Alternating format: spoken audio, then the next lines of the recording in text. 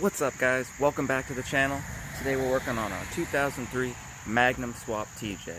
We're going to go ahead and replace that stock steering setup that has proved unworthy of the lift kit and 35-inch tires here.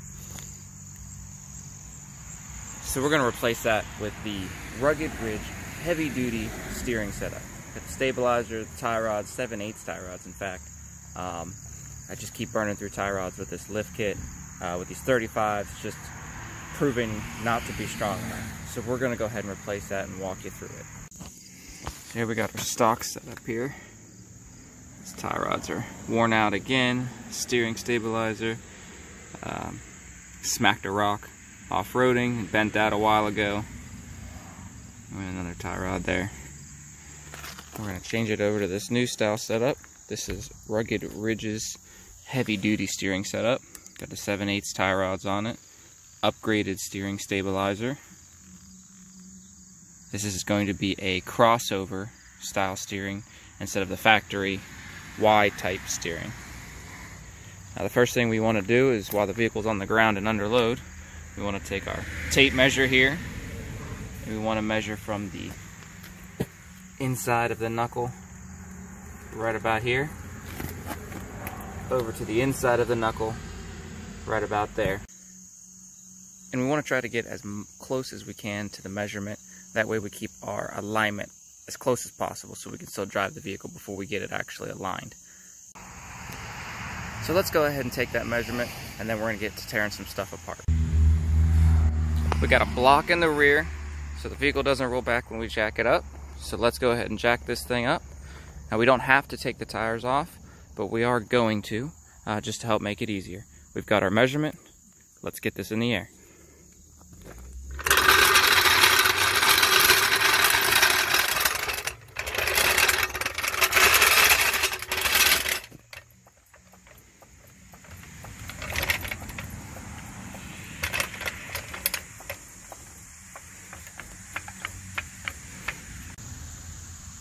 We got the jack stands under there.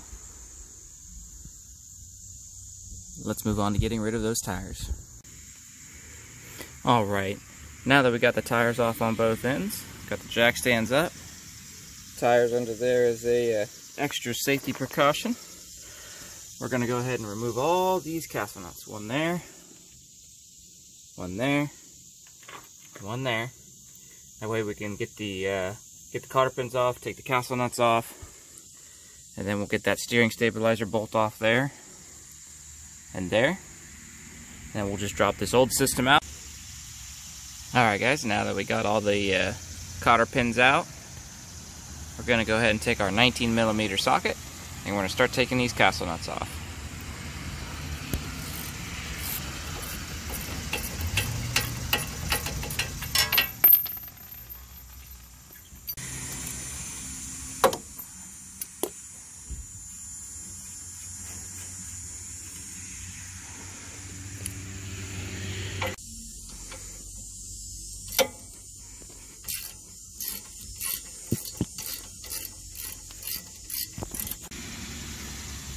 Alright, we took and loosened up all the castle nuts just to their about level with the end of the tie rod, because what we're going to do, because we don't really care about this old setup, we're going to take the hammer, we're going to smack it right on the top there to knock that tie rod out. That way we don't need a tie rod pickle fork. Just like that. We'll do the rest with the other two and we'll get back at it. Alright, we got all the castle nuts off. We got the shock stabilizer bolt out. All we're going to do is give this one here another knock and just knock the whole thing down.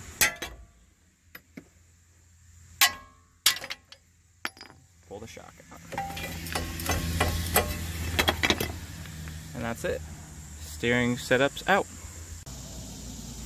So the first thing you want to make sure of is that your threads on both sides are even, so that we keep our tie rods and our steering as even as possible. So we just got it set on there. We're going to tighten it down here in just a second, and hopefully you remembered your measurements from inside a knuckle to inside a knuckle, or at least wrote it down. because after we tighten those castle nuts there, we're going to set the alignment. So after we got our measurements set here, we got our cotter pins in, castle nuts are tightened down. We're going to use a 19 millimeter, or a 15 millimeter and a 14 millimeter to tighten down these clamps. Now we're going to install our next piece here, the steering one here. You'll notice that the tie rods are two different lengths. This one here, the longer tie rod, is going to connect to our steering tie rod here on the passenger side of the vehicle. And then we're going to go up and mount it to our steering box. Alright, steering bar set up. On this end the tie rod goes down through the top, and on this side it goes up through the bottom.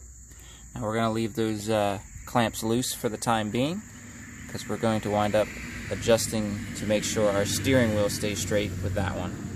The reason we tightened these ones down already is because that is our main side-to-side alignment there. So we didn't need to worry too much about that as long as we got it to the measurements we measured in the beginning before we took the old setup off. So let's go ahead and get our steering stabilizer mounted on there. Alright, we got the steering stabilizer on. You see we got it clamped right here around the bar. See how this is straight up and down? Kind of wanted that proper angle there. Comes up, connects to the pitman arm there. And we do go ahead and grease everything, get the tires back on. We got it on the ground. The only issue I had was right here. Originally that bolt must have been too tight on the other one and it kind of clamped it down. So trying to get that shock back in was a little tough at first. So what I did is I took a pry bar and I kind of just pried it out a little bit just to straighten it back out. Got the shock in and put the bolt in and tightened it all back down. So I did happen to go for a test drive. Everything seems to ride pretty straight and smooth. Now it will need an alignment. It is aligned enough to drive it for the moment, but I don't want to drive it too long just because of don't want to wear the tires any more than they need to. Alright guys, so that's pretty much going to wrap up this video. If you have any questions, just comment down below, let me know. We got some other things in the works going on. We did get the AC compressor for the Dodge Ram 2500, so we're going to be doing a video on that soon. It's a whole kit, so it's going to be replacing condenser, the line with the filter in it, the compressor, and the evaporator. So that's all going to be getting replaced in a video here soon, and we'll make sure to take videos so you guys can see it. We also got the garage coming along nicely. You can see it back here. That's coming. So hopefully we'll have a garage to work out of here real soon. Also gonna have another video possibly. If you guys, let me know if you guys want to see. I'm thinking about taking the 35s off of this and trying to stuff them under the stock TJ without cutting or doing anything. We want to see if they want to fit. Maybe drive it around if they do. And so if you guys want to see that, leave a like, leave a comment, let me know what you want to see, and we'll make it happen.